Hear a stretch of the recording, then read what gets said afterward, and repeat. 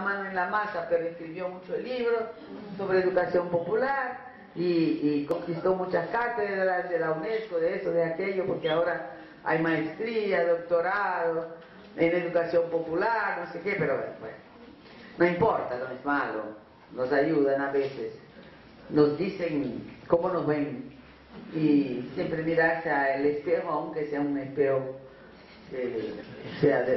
yo me acuerdo que mi abuelo tenía el espejo en que se afeitaba, era un espejo con vidrio un poco rosado. Y entonces todas las mañanas se veía tan bien. Y un día se quebró, se rompió ese espejo rosado y tuvo que cambiarlo por un espejo normal. Y se miraba por la mañana, estoy enfermo. Y amarillo estoy, y se enfermó. Se enfermó. Bueno. Entonces, mirarse a otros espejos, aunque sean un poco, es interesante. No tengo nada en contra de los teóricos de la educación popular, que son solo teóricos, son compañeros, buena gente. Entonces, ¿cómo se define la tal de educación popular? ¿Cómo se puede definir? Yo creo que no se puede definir, sino que describir. Yo trato de hacer una descripción sucinta a partir de lo que he vivido, he visto y conversado por ahí durante más de 40 años. La educación popular es el ejercicio del trabajo educativo intencionado, que es popular en su contenido, es decir, que no niega el saber típico del pueblo y que lo integra con el saber científico. Tampoco rechaza el saber científico, el saber, nada de decir, eso es saber elitista, saber burgués, eso es tontería. Al contrario, hay que apropiarse de ese tipo de saber también y ponerlo en las manos del pueblo y criticarlo con el saber popular y usarlo como arma de crítica también del saber popular, porque todos los saberes tienen que ser críticos y criticados, porque sería imaginar que llegamos, si no somos críticos seremos dogmáticos, y es tan tonto ser dogmático en nombre del saber popular cuanto ser dogmático en nombre, por ejemplo, una cosa que hoy pasa mucho en Brasil, no sé aquí, es por la preocupación de respeto a las distintas etnias, que nosotros tenemos muchas, porque tenemos las etnias de los pueblos originarios, pero también de los pueblos importados, sobre todo de las distintas y muchas etnias africanas que han venido y que en un momento de la historia de Brasil eran 3 veces más población que los de origen europea, y es un país mestizo el nuestro. Pero entonces, no hay nada más tonto y malo para la gente que el preservacionismo cultural, digo yo. O sea, no se puede decir nada, no se puede contestar nada, no se puede criticar nada, porque hay que respetar la cultura del quilombo, no sé qué. La cultura, mira, las culturas existen para ser superadas y criticadas, porque las culturas fueron la manera que conseguimos el conjunto de lo que hemos inventado para vivir mejor en las condiciones que teníamos en el pasado. Las culturas tienen que estar en constante, entonces cualquier tipo de sacralización del saber popular es tan paralizante cuanto cualquier tipo de sacralización del saber científico o filosófico o racional. Todo saber tiene que criticarse, y nada mejor para tener una actitud crítica frente a los dos tipos de saber que ponernos en diálogo, para empezar dentro de nuestra propia cabeza. Aquí yo vuelvo otra vez a mi manía de la literatura, porque los escritores que hacen una reflexión que está muchas veces informada también por el conocimiento científico, pero una sistematización de la vida cotidiana, con sus hechos que sean más o menos realistas, y con lo que puede ser, porque justamente la ficción es a partir de lo que es lo humano, inventar lo que todavía no existe, inventar otras vidas, otras historias. Entonces, la educación popular es la que es popular, o sea, responde a los intereses de todos, cuanto a su contenido. Segundo, que es popular en su sujeto. Claro, si estamos hablando que el contenido tiene que ser el diálogo entre el saber popular y el saber científico, entre los cuales no hay diferencia de jerarquía, pero de naturaleza o de manera de operar. Bueno, el sujeto de la educación no es el educador formal o aquel a quien se le ha dado el título de educador, pero el sujeto es todo el pueblo. Claro, todo el pueblo es un ideal al cual queremos llegar, pero todas las camadas de la población, todos los tipos de gente tienen que estar en diálogo. Bueno, y es popular en su método. Estoy diciendo la misma cosa de varias maneras. En su método, ¿en qué sentido? Ahí hay una confusión general, que muchas veces hay gente que se cree que se hace educación popular cuando se ponen unos jueguitos. Ahora yo les digo, por favor, ahora que levántense todos, por favor, levántense todos, levántense todos, les estoy pidiendo, estoy aquí yo de pie hace hora y media hablando, levántense, levántense, ahora vamos a levantar las manos y moverlas, esperando por la lluvia, y ahora vamos a soltar. De verdad, estoy haciendo una caricatura, por supuesto, señor. Una caricatura, pero hay gente que piensa que hacer educación popular es hacer todo tradicional e interrumpirlo a cada rato con un jueguito tonto. Estoy pensando, lo he visto. Claro que yo no soy contra de que se hagan juegos, pero el juego tiene que ser revelador de algo. Muchas veces un juego, una dinámica, puede hacernos llegar más rápidamente a un concepto. El juego, el movimiento, la dinámica como metáfora de algo que queremos comprender mejor. Pero no somos niños, aún con los niños no hay que hacer juegos tontos, ¿verdad? Bueno, ¿qué quiere decir? Es popular en su método, su metodología. Es que basta observar cómo se va constituyendo el saber popular. El saber popular se constituye por la experiencia, la práctica, que es una práctica necesaria porque tenemos problemas que enfrentar para vivir mejor, que incluye siempre un cierto riesgo, no la certitud dogmática, racional, previa de lo que tenemos que hacer, es por experimentación. La experimentación compartida, dialogada, narrada. Piensen, cada uno de ustedes seguramente tiene en su fichero biográfico montones de cosas que va a lembrar que cuando tu abuela te contó, no sé qué. Cuando yo me divierto hoy en el Google verificando de qué estaba hablando mi abuelo cuando me contó aquella historia, y es increíble.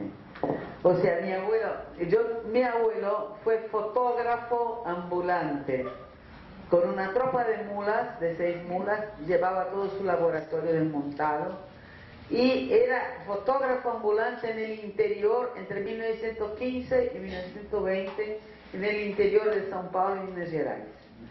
Entonces, y era un tipo contador de historias fantástico, le encantaba conversar y era artista, tenía bueno, entonces contaba cosas que había visto. Y yo hoy me divierto en hacer la verificación, o sea, contextualizar, y es increíble.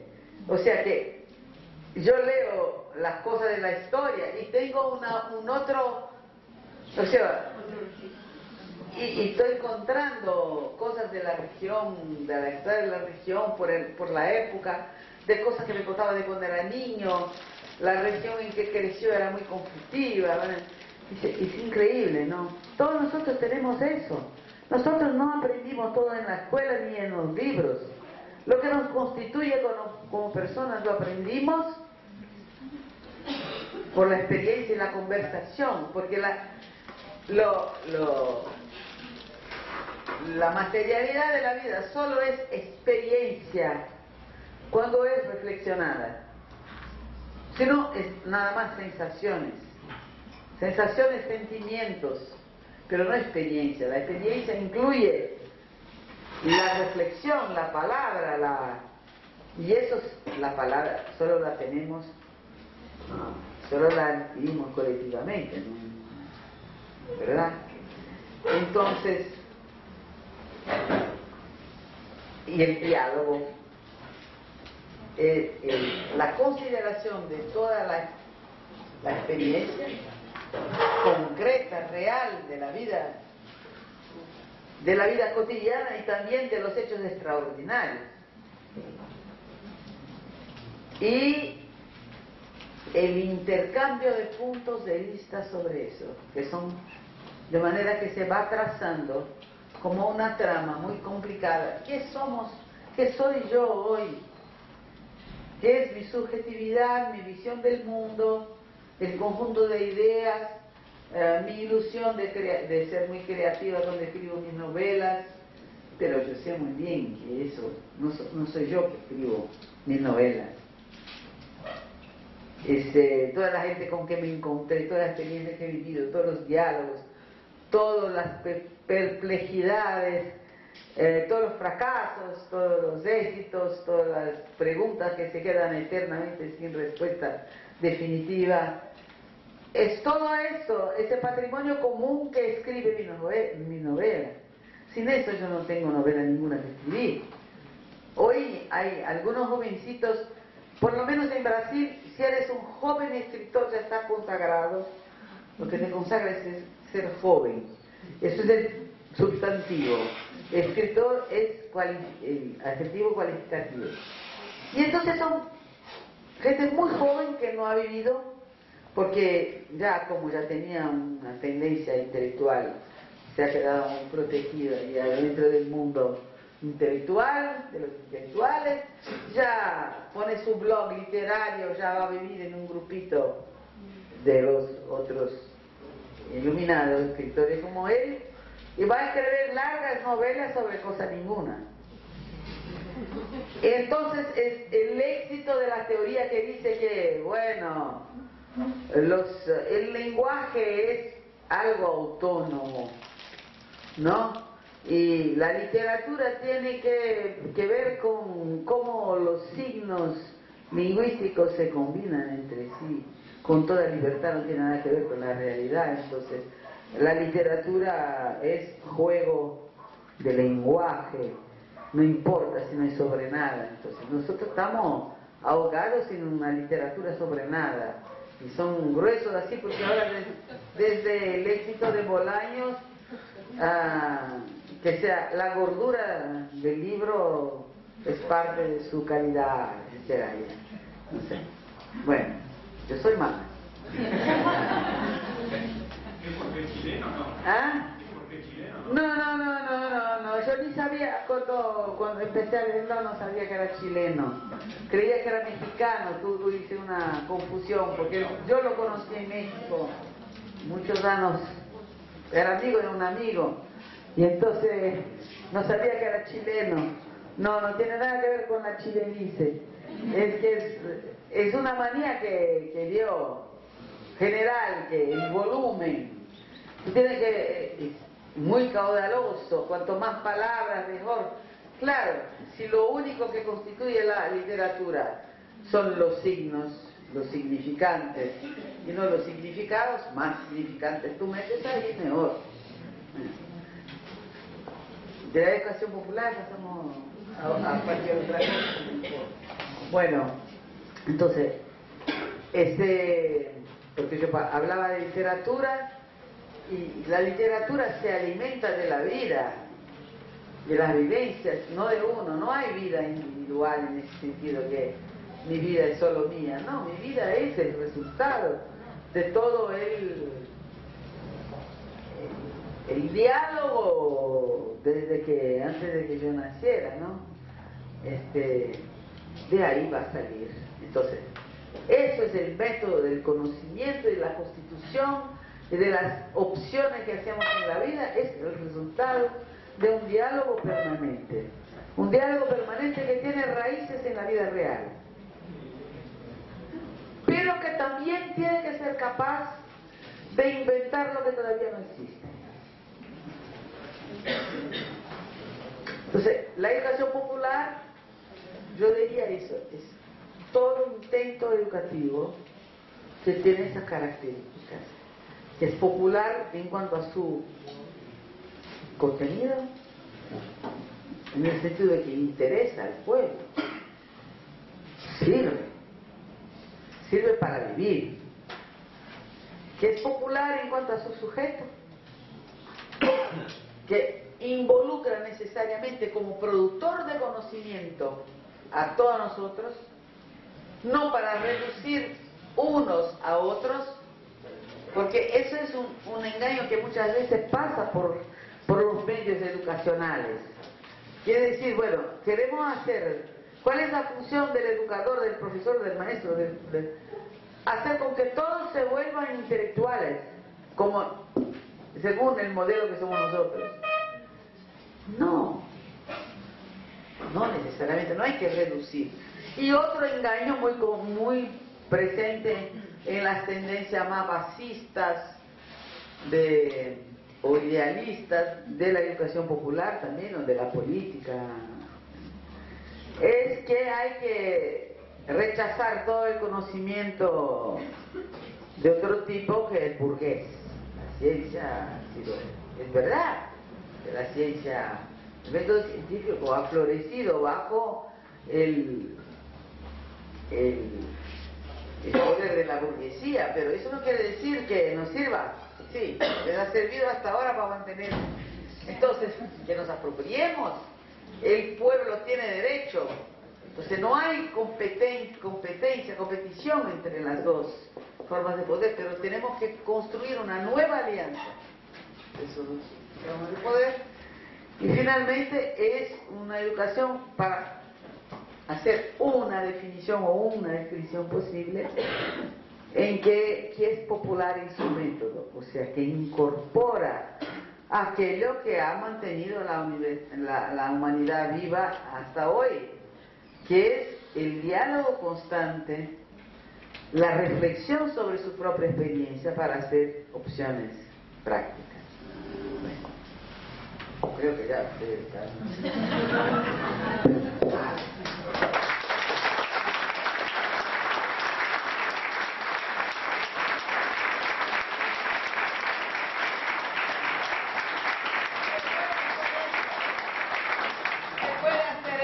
En la escuela, por supuesto que sí. Hay otra confusión común que es decir, bueno, todo lo que se hace fuera de la escuela, educación popular como sinónimo de educación formal. Y se hace un montón de educación dogmática en cualquier sitio, tiene una educación popular, solo que no es formal, no está en el sistema educacional. Y en la escuela se puede hacer eso, sí se puede, en la casa se puede hacer, se puede. Claro que nunca lo hacemos completamente, porque también en el mundo estamos, por ejemplo, cuando intentamos hacer trabajo de educación popular en las favelas de São Paulo y Río, no podemos hacer lo que queríamos. Teníamos que negociar con los jefes del tráfico. Y eso, la libertad absoluta de creación, solo a Dios pertenece. Nosotros tenemos siempre, estaremos siempre en pugna con condiciones adversas. Entonces nunca lo haremos con perfección. Y aquí yo terminaría con una referencia a la cuestión de las utopías. La educación popular es una utopía. ¿Cómo yo entiendo utopía? La utopía no es ni un sueño loco, ni tampoco un proyecto concreto donde hay que llegar y si no llegamos hemos fracasado. A mí me resulta mucho más útil comparar la utopía, las utopías, con la estrella polar, que les servía a los navegadores como nuestra Cruz del Sur, que les sirve a los navegadores no para llegar a la estrella, sino que para llegar al puerto posible necesario, sabiendo a qué distancia o en qué rumbo en relación a esa referencia fundamental estamos.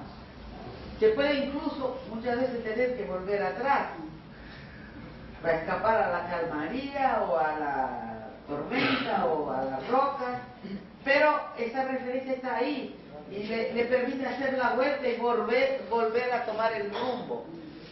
Eso es la referencia. Entonces, no hay fracaso en ese sentido. Mientras podemos mirar a la estrella, no fracasamos definitivamente nunca. Porque yo quería decir eso, como cualquier otra utopía, la educación popular es una utopía. Es llegar a poder producir ese tipo de conocimiento y avanzar para una sociedad así, más para todos.